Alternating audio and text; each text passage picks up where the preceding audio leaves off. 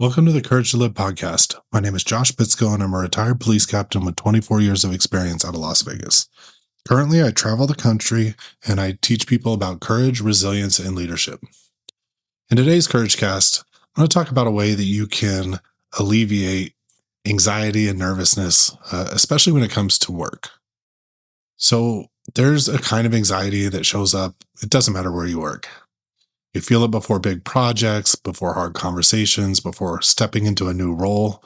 It's that nervous energy that really can become something that you ruminate on and you just keep thinking about because of the big change and can you handle it or this big presentation that's coming up. I've felt it. I can tell you that every time I tested for promotion, I would literally think about nothing but the upcoming test and all the eyes that would be on me, the expectations that I thought other people had of me. And it would really, if I wasn't doing what I'm going to talk about here, it would take over.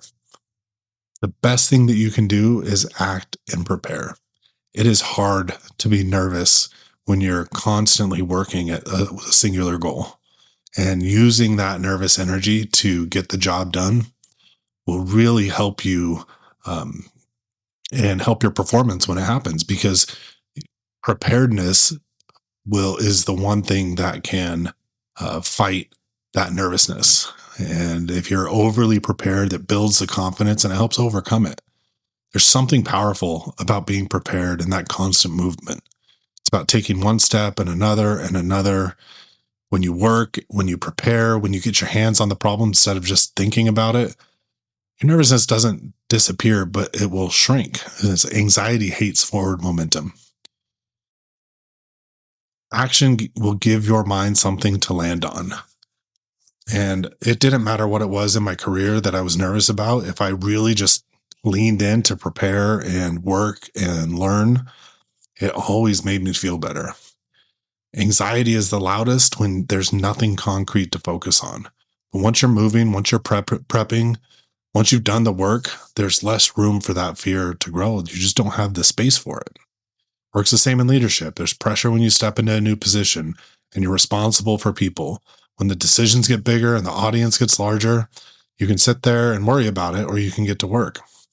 I had one person describe leadership, obviously, about being in a fishbowl.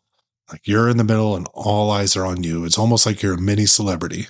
And there's a lot of good things that go with that, but then you have a long way to fall too. So read the policies, study the problem, talk to people, build relationships, get into the weeds. When you're active, your confidence will grow because you're proving to yourself that you're not just thinking about the job, you're doing it. And that hard work will give you proof to believe in yourself and know that whatever's coming up, you'll be able to do it.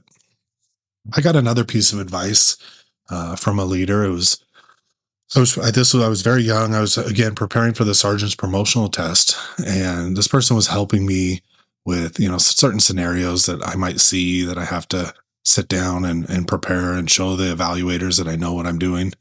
And it was like a whiteboard that I had to prepare for.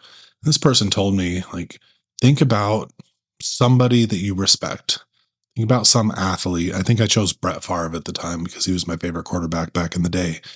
And he's like, do you think before Brett Favre steps out onto the field, he's nervous? Or do you think he feels prepared? I remember thinking, like, oh no, I don't picture Brett Favre throwing up in the locker room before he has to go out and play a game. And he's like, you know what? Also, try and get that energy. Know that you've prepared, know that you've watched video and prepared for the other team and all of the things that you have to do to get this job done, and walk in there and kill it.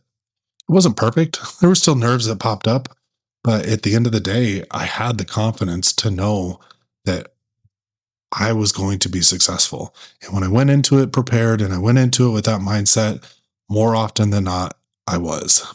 Doesn't mean I didn't make mistakes. Doesn't mean I didn't fall from time to time, but I would always get back up. Thank you for listening today. If you enjoyed the podcast, please share it with a friend, leave a review, subscribe. If you liked what I talk about, there's more in my book, The Courage to Live, available on Amazon. And I appreciate you spending time with me today.